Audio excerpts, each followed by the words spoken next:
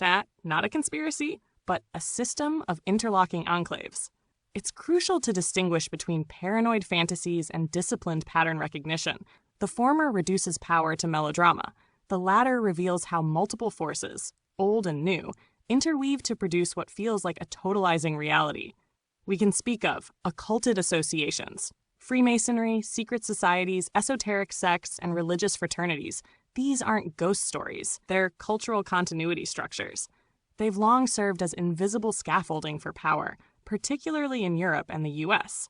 Whether through old boy networks, fraternal orders, or elite academic clubs, these systems transmit influence intergenerationally while maintaining plausible deniability.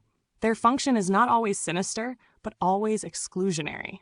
Religious and ethnic gatekeeping. Despite the secular gloss, many cultural and financial sectors remain heavily saturated by specific ethno-religious traditions. Not out of a master plan, but through historical clustering, migration patterns, trauma legacies, and shared resources. These coalesce into clans of influence.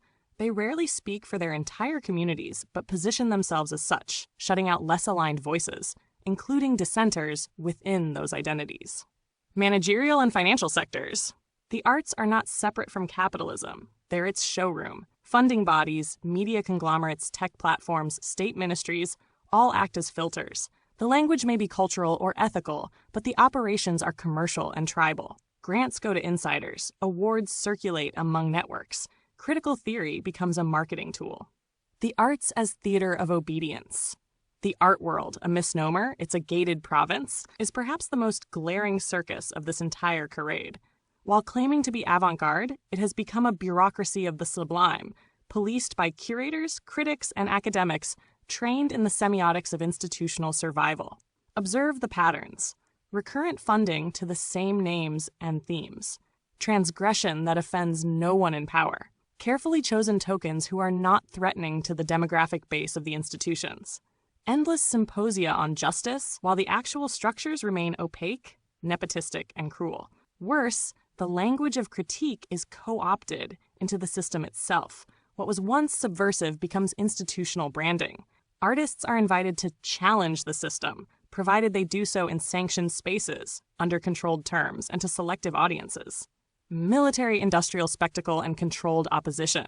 Meanwhile, the macro structure, the military-industrial financial complex, relies on this cultural circus to manage dissent and direct energy into dead ends. Genuine critique is either ignored, algorithmically buried, or reabsorbed into art world noise. Sometimes it's even funded, if it is rendered aesthetically toothless. Controlled opposition is not a myth. It is strategy, the creation or elevation of voices who appear critical but ultimately reinforce the status quo. These figures operate within the system's limits, play to acceptable outrage, drain attention from deeper critique, signal inclusion while managing boundaries. This includes artists, journalists, and radical academics who toe invisible lines. Their job is not to destroy the system, but to ventilate it, to let off pressure while keeping the core untouched. The real conspiracy is erasure by design. The most efficient censorship today is not silencing, but non-existence. Your work isn't banned, it's never seen. The algorithm buries it. The institution ignores it. The funding panel doesn't respond. The press pretends it never happened. This produces not persecution, but nullification. It's cleaner, more polite, but far more devastating. You cannot even be cast as a villain or dissenter, because the system pretends you do not exist. This is how systemic bigotry works now, not through overt hatred, but refined indifference. A curated moral order that pretends to care while sustaining hierarchies.